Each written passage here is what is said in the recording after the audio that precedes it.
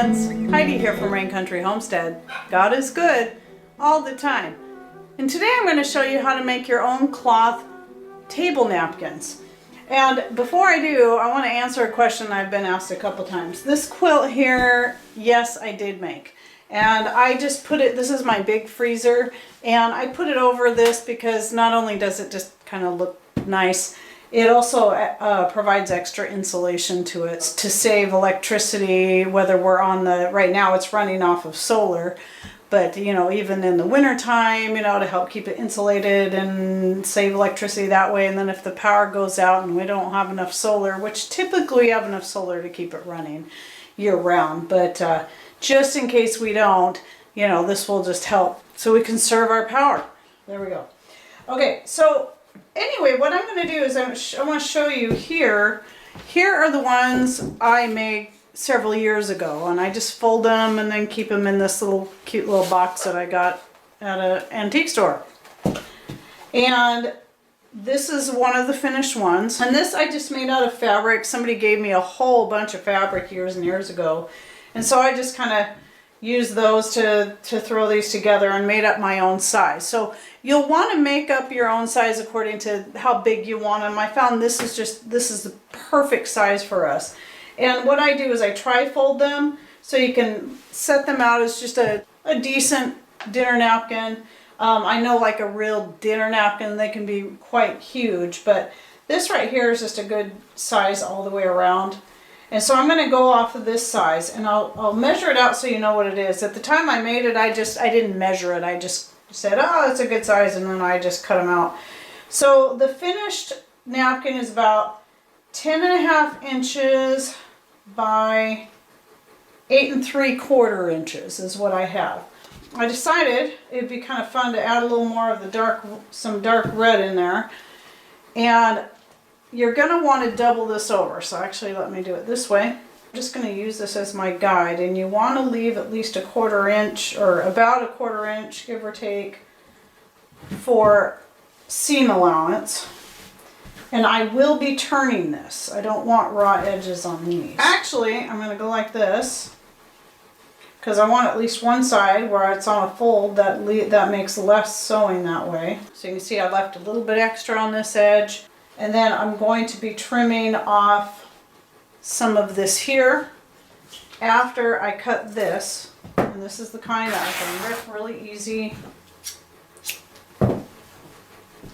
Okay, and then I'm going to trim just a little bit off here. And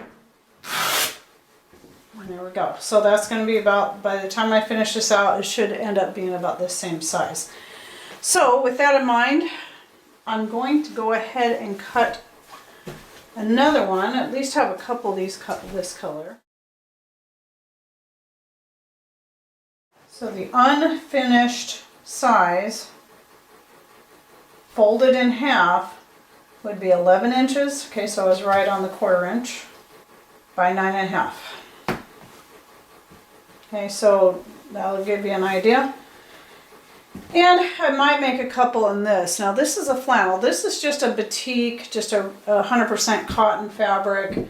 But this is a cotton flannel. And flannel, I think, I've never made any out of flannel. I got to thinking with all the other stuff I make out of flannel and how absorbent it is, it would actually be really nice to have a couple made out of this. So I might do a couple out of this fabric as well. So just kind of think of the fabrics you have. And I'm thinking this is just going to be a really nice choice here.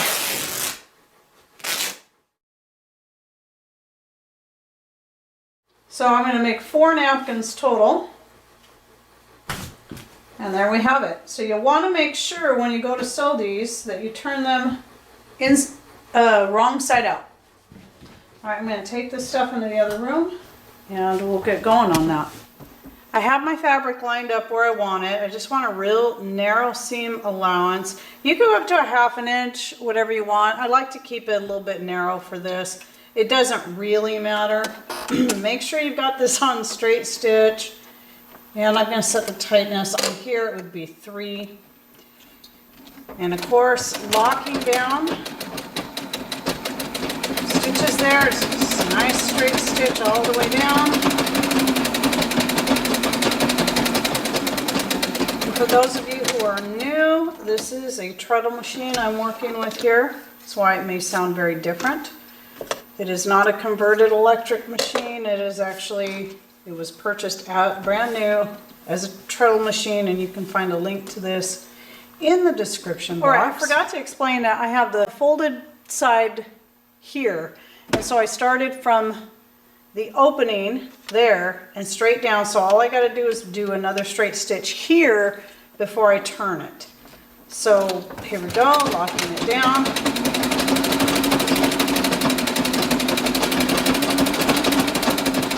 And you can see that you can sew just as quickly on a treadle machine as you can on a electric machine. It just depends on how fast you want to pump your legs. All right, now that I have it like that, all I gotta do is turn it. Cloth napkins are super easy to make. Now, if you're using this kind of fabric, well, any kind of fabric really, it's best to wash it. Typically, you're supposed to, anybody who knows anything about sewing, you're supposed to wash your fabric before you sew with it. I just never do that. I never think about it. But these napkins do work better. They're going to work better for you if you, especially this fabric, if you wash it before you use it. Anyway, I want to fold this over. Okay, so this one I made a little bit more. I left a little bit more for the allowance, just to make sure if it slips, it still all gets caught in there good. But it shouldn't slip if I'm holding it. One thing is, if you're wanting to make sure this is really nice and as perfect as you can get it, what you're going to want to do is you're going to want to iron this down. I found though that another thing that works really well, especially if you don't want to heat up and waste electricity heating up your iron, I found a really easy way to do this is to just take a spray bottle with water and then just lightly spray it and then just press it with your hands and it will hold. But this fabric here usually holds pretty good anyway. Okay, so you're going to want to get as close to the edge as possible with this. And you're going to also want your, depending on how nice you want this to look, you're going to want your thread to be as close in color to your fabric as you can get it. So it will, so this hem will look virtually invisible. And I'm going to go slow on this just to make sure I don't go flying off to one side there and miss it. These aren't supposed to be fancy dinner napkins. We use these day to day. I haven't bought paper napkins in a very long time. We've been using the cloth napkins for quite a few years. And there you have it. It's that easy. So then what I'll do is I like to tri-fold it. This like this, and then you can iron it down, or you can use the method I was talking about where you spray it.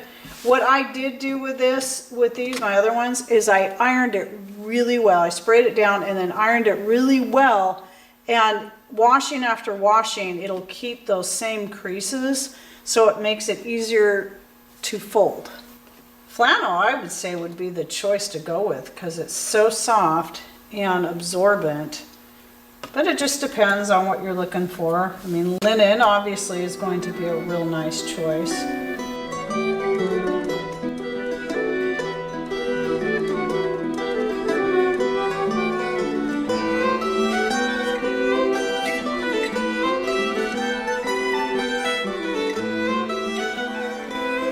Well, I do have an ironing board, but I find I just like using this freezer since I already have the blanket over it. And then I just throw another towel over it this way so I don't have to hassle with pulling out my ironing board. But I've got my iron currently plugged into solar power. So I do truly like best being able to iron down these things. They just fold up nicer once you do this. So I iron the whole thing first. And I am right-handed, by the way. I iron left-handed mostly because my mother was left-handed, and so the ironing board was always set up for a left-hander, and that's just how I was taught. I didn't realize there was a wrong way that set turning the ironing board, so the pointy end was to the right, was the wrong way. And I went to college and all the ironing boards were backwards to me. And except for the one person that took one and broke the top off and turned it the other way so there could at least be one ironing board that was facing the right way for a left-hander. I don't iron it this way, I just iron it so it's this way. And then I fold it this way when I stick it in my box. But when I'm setting the table, like for Thanksgiving or whatever, then I'll lay them out like this and then put the silverware on there. That's just, it just makes it better. Again, you can skip this step, or you can do the other method I was talking about by using the water and spraying it on there and just pressing it with your hands and then letting it dry. That's a totally off-grid way to do it. That doesn't even require solar power. Turn it that way, and then tri-fold it, and then iron it again. And like I said, I find that the wash after wash, once you get this pressed really good, it does just seem to keep holding those creases. I've never ironed them again, and I've been using the same napkins for a number of years. And there's creases, though they're not as obvious as they used to be, they're still there, and it just makes folding them back up again super easy. Well, as you can see by this photo, I ended up making more than just 2 of each because I was liking these fabrics so much. Hope you enjoyed this video. Thanks for watching. Take care, and God bless.